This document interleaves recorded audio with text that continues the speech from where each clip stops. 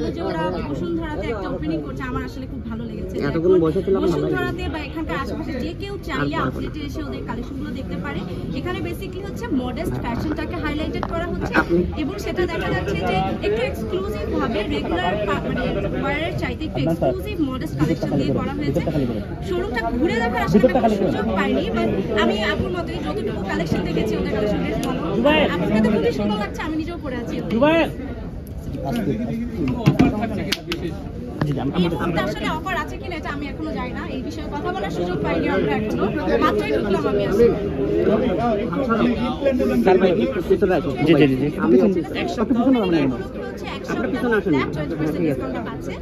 এক সপ্তাহ এটা কিন্তু ঈদের জন্য অনেক ভালো। সামনে যে ঈদের এখানে 20% ডিসকাউন্ট আপনি একটা পার্টি কালেকশন পেয়ে যাচ্ছেন।